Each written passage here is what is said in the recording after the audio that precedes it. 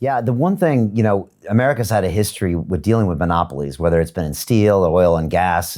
But, this new digital space is something I'm sure the founding fathers never saw coming, where, I think there's a digital identity you have out there. And sometimes you don't know that this war is going on in your brain and on your mobile phone. And sometimes, you don't know that these things are happening to you, that your ideas are being co-opted. And it's happening right in your living room, whether that's happening from Facebook or Twitter or the left or from China or Russia.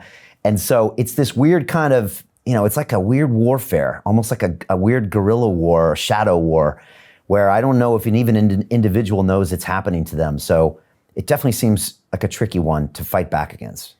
Yeah, and I mean that's something which comes across with me quite a lot in the US. I mean, I deal with a lot of Candace's, media, sort of digital media presence and advertising and all this kind of stuff. And it's like, what amazes me often is when you talk to a room of supporters. I mean, there's two things which come out. First of all, they're very unaware of exactly how much power the digital media companies have, and that's a frightening thing to then present to them all in one package and say, guys, by the way, they know pretty much everything about you.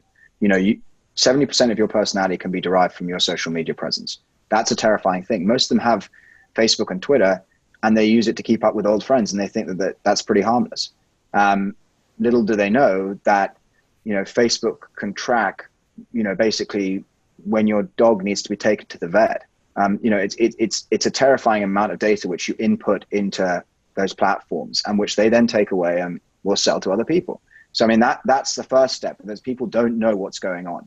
The second step is also that, when it comes to dealing with social media, people are volunteering that information. That they are actually saying, I want to give this information away. And as a result, they think that it's totally harmless going into a system which is benevolent.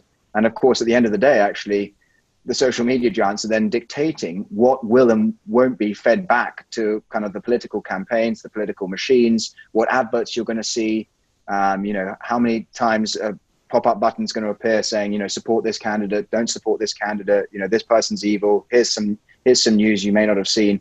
So when you start digitalizing that whole, basically all information, and you're quite right, the founding fathers would have never had any idea that this much information was going to be presented, to a few people in Silicon Valley.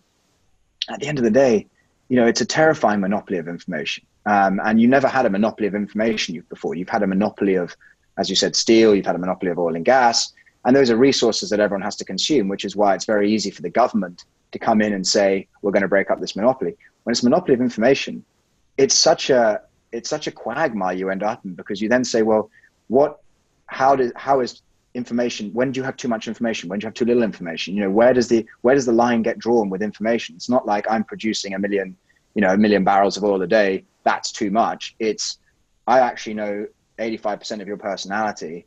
Is that too much? Is 60% too much? So that's why it's got the US in such a pickle. And the other thing, which also is worth bearing in mind, is that 10 years ago this was not the situation. It's changed so much in 10 years, and that's become really difficult for a lot of people to understand, especially in the conservative world. Which is that 10 years ago, did we need to break up Facebook and Google? Probably not.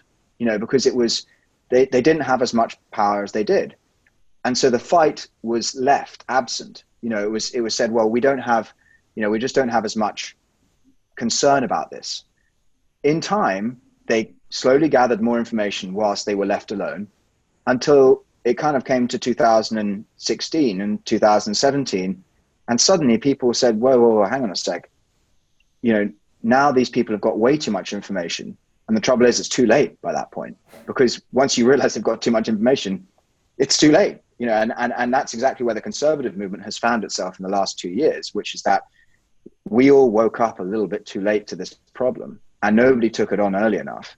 And now the fight on our hands to reclaim free speech from the tech giants is such a huge fight that it takes somebody with some real, cojones to go out there and basically fight the tech giants, and some really deep pockets, because of course these guys are, $1 trillion companies. So now we have a real problem on our hands where it's too little too late, and now we've got to sort it out either through regulation or through competition. And of course, in that meantime, when we're either sorting it out through regulation or competition, you'll have continued censorship. So that's the place that most conservative influencers have found themselves in.